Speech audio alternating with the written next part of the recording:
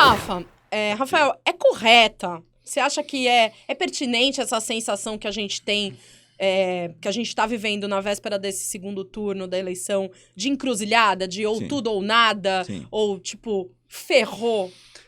Eu considero, Flávia, acho que essa talvez uma das... Talvez não, acho que é a eleição mais importante que eu já presenciei na minha vida. Eu acho que talvez seja a eleição mais importante que a geração dos meus pais presenciaram na vida, e algumas pessoas arriscam dizer que talvez seja a eleição mais importante do período republicano do nosso país.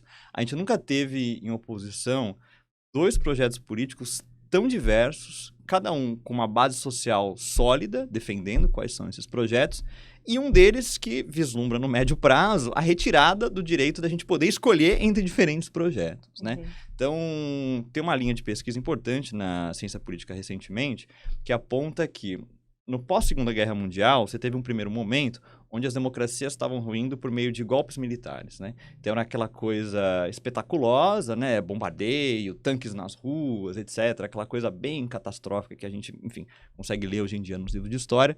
Mas, nas últimas 2 décadas, as democracias têm ruído de outra maneira. E qual tem sido essa maneira?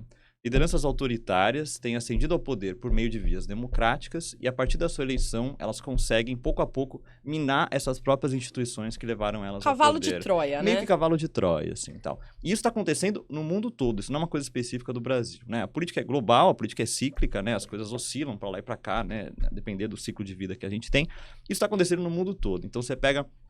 Desde a Turquia com Recep Erdogan, com Hungria com Erdogan, com Rodrigo Duterte nas Filipinas, Trump nos Estados Unidos. Isso tem acontecido mundo afora, em todos os continentes, e a bola chegou aqui em algum momento. Na Rússia né? também, Na Rússia né? também, enfim. Lideranças autoritárias têm ascendido ao poder por meio de vias democráticas e conseguindo erodir.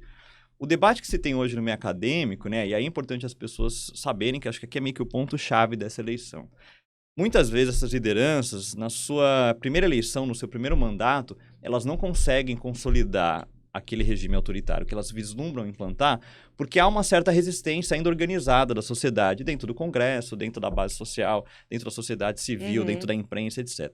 Em segundo mandato é quando essas pessoas conseguem aprofundar esse processo de transformação e até de fechamento do regime, né? Então, se no primeiro mandato o atual presidente conseguiu aí nomear 2 figuras para o STF, ele vai poder nomear mais 2 no próximo, e ele vai, e é o que ele já tem discutido, poder ampliar a quantidade de vagas no STF para que ele tenha um controle total. Então, pouco a pouco, essas figuras que exercem o poder executivo máximo vão tentando centralizar em si o poder legislativo, o poder executivo, o poder de controle de uma eleição, de controle não, de mapeamento de uma eleição, de verificar se as regras estão sendo cumpridas, etc. Não? Então, pouco a pouco, essas figuras autoritárias que exerciam apenas o poder executivo, elas conseguem centralizar em si os outros poderes e aí sim promovem um fechamento de regime. Isso é o que tem acontecido mundo afora.